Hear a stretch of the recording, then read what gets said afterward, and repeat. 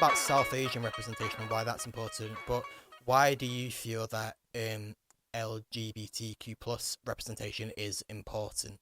I think LGBTQ plus representation is important because there's not enough of it, to be fair.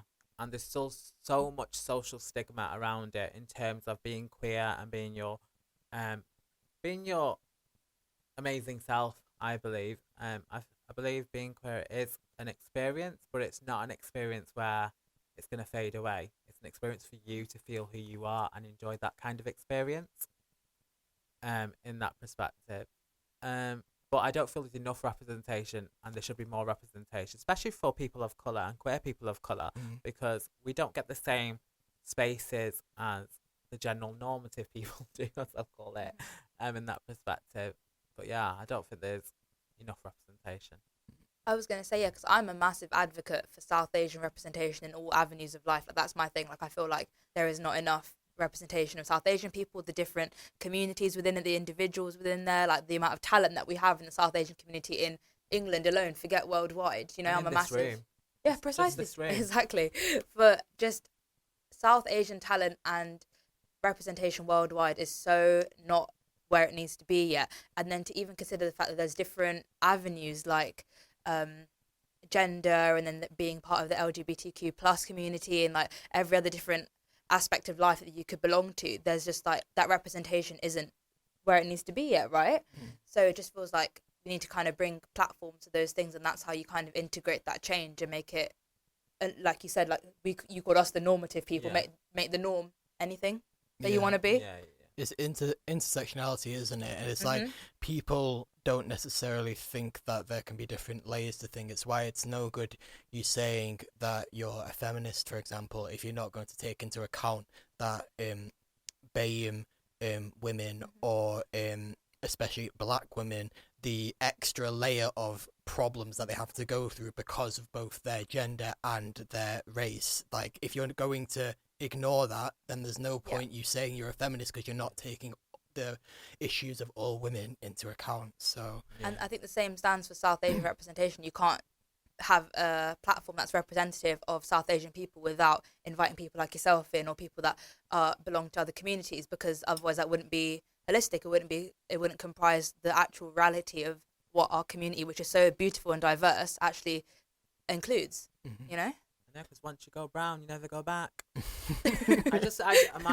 My perspective on it all is, I just find it so disheartening, the fact that there are so many great South Asian representation, and the likes of certain TV shows, I'm gonna say, just don't pick people from the brown community, and I don't understand. And I would name quite a few, like yourselves in here, you know, like Robbie Friction, Harpscore from BBC Asian Network. You know, why are they not on I'm a Celebrity, Get Me Out of Here? I don't understand. They've got every other radio host on there. What's wrong with putting a brown person on there? You know, they actually have such a massive following. Like all the main time and BBC Asian Network people, basically, they have like a massive following. I wasn't even properly aware of that until I started listening to it on the regular, and then I noticed they do those live events as well, and the amount of people that turn up just to see those identities, and that's just based on their voice. So I feel like as a South Asian show, or as any kind of platform that it mostly includes South Asian people, or presents that kind of culture and background, you do get put in a box, don't you think? Like, you do that just becomes you. That's your entire identity, that you are South Asian. This is a South Asian show.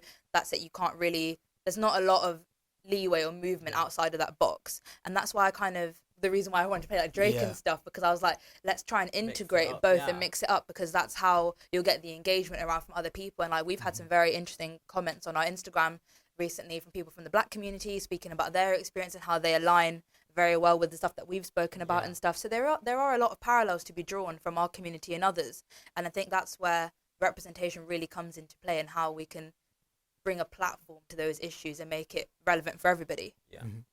I wanted to ask, do you feel like this form of representation has got better? And if it has, is it...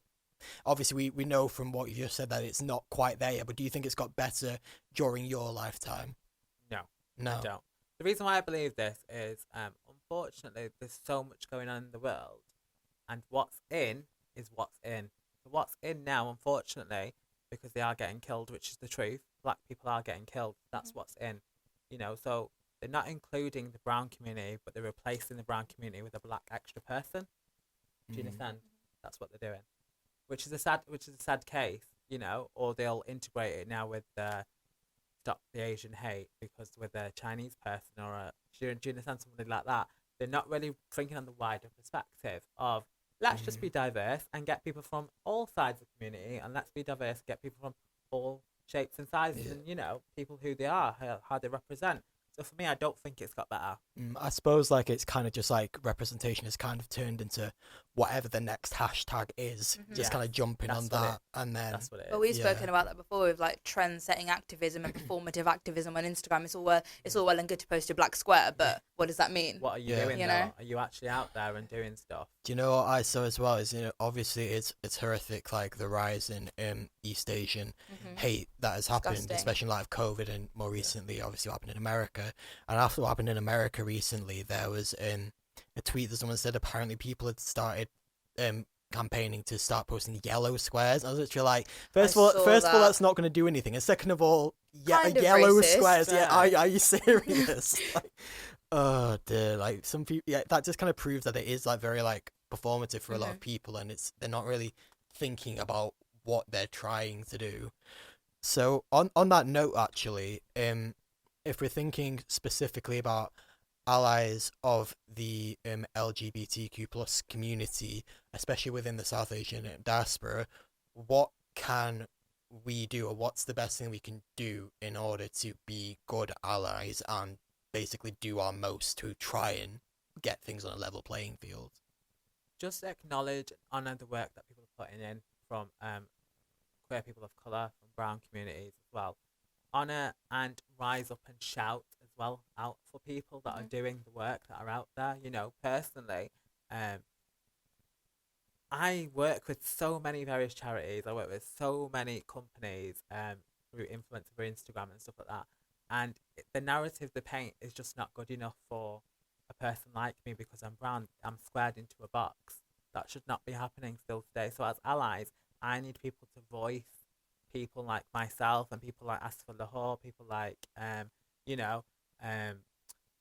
Charlie Cragg. She's a good one. She really does a trans woman that really pushes the boundary for people of colour. She proper shouts out for them and stuff like that. But there's not enough allies doing it from not the queer community. It's not happening. I don't see it. All I see is getting messages about makeup and how I look. There's not the work. Understand that I did an interview for BBC News the other day, and all I got was makeup messages about my makeup and my hair, not about the words that were coming out of my mouth. And again, I've sat down through COVID and last year through international directors, producers and stuff about things coming up, and I've been told to my face I'm not what's in right now. What's in, like, is But who determines what's in and what's not in, and what's relevant and when it's not? Like, because your lived experience is what makes you who you are. That's lucky Roy Singh. My colour of my skin takes it away. How do you feel about the rise as well of awareness of what it means to be non-binary as someone that identifies as that as yourself? Because I feel like that's certainly, obviously, non-binary people have existed for time, but the conversation surrounding it, and I think awareness and acceptance of it has been on the rise, I'd say, over the past few years, through various discourse. So how do you feel representation in that field has changed, if at all? Or do you think, again, it's like what's in sort of thing? I kind of feel like it is what's in for me. I do see what's in right now, because I don't believe, me personally, I don't really like labels. I only stuck that label on because I constantly got hounded when I'm doing an interview or something. How do you identify? I do identify as non-binary, and that's a simple fact, because it's a simplified term for now. Do you understand? It's a simplified term. But for me, I don't like labels, and I don't think we should have labels, because it sticks to you completely in that perspective.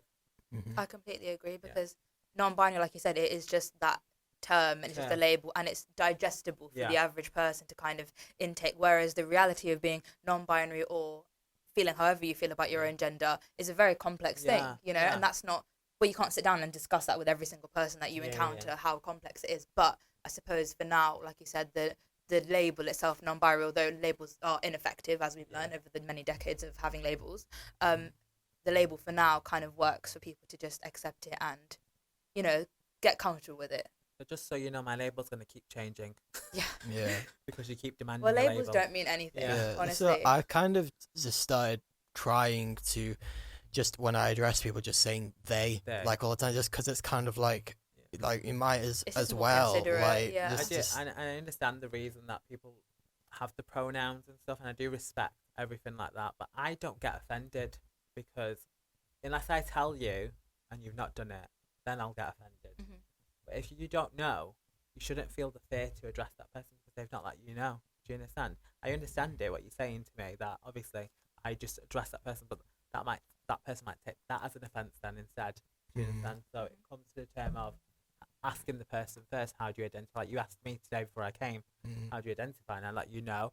And that's just honouring somebody's presence as well, and having the most amount of respect. And that shows how far people are coming in that way. I think that does show how progressive we have come as individuals. I think the ones that do want to make that effort and want to be more, I'm going to say this word, woke, not really the word to use, but the word I'll go with for now, that people will go ahead and ask, so what pronouns do you prefer, or how do you prefer being addressed, or whatever. Like, the fact that people are making that step is something you didn't see, I'd say 5 years ago, even. Forget definitely. 10, 15 years ago, you know?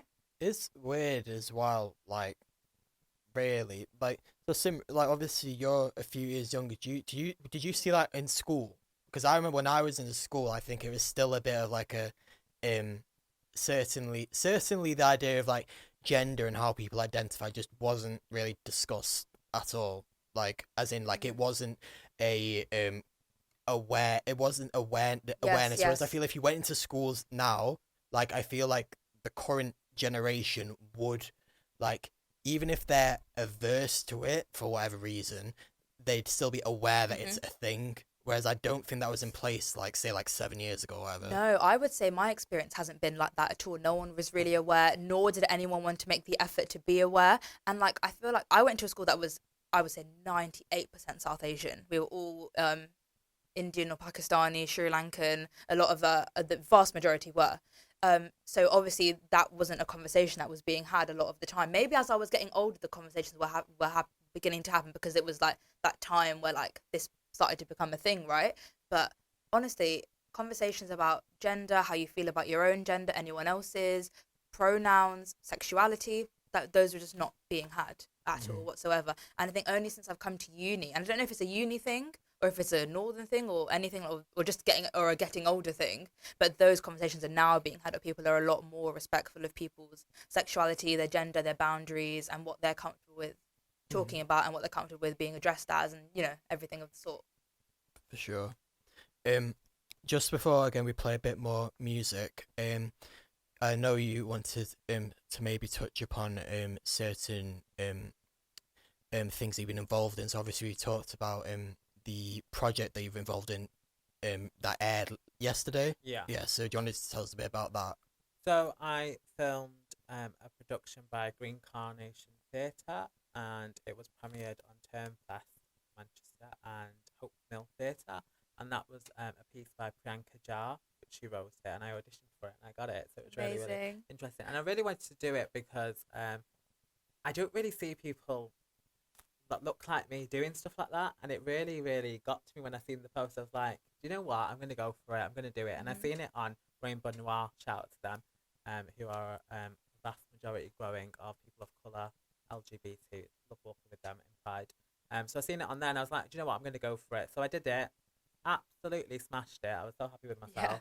Like, literally, I was so happy. And it kind of brought a sense of resilience to my life as well, because I understood the words that were coming off the page as well, you know, and I brought it to life. So that was good.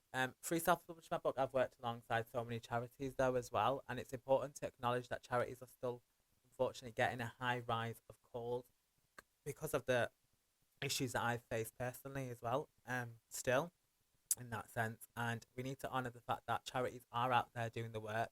You need to support them. Carmen Nirvana, Albert Kennedy Trust, and the Forced Marriage Unit again. You know, Nazamat Foundation. Get involved and help out, and let's make what happened to me not happen to somebody else. Let's do that collectively.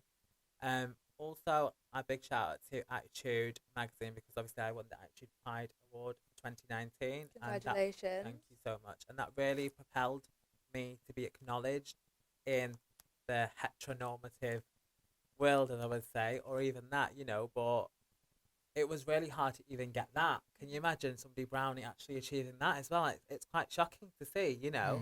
So for me, it was quite a big deal for me, and it was good. And I've been able to platform myself on that as well, and work alongside international directors. Well, some stuff will be coming out hopefully later on this year, in that sense. So yeah, everything's been really good, guys. That's it.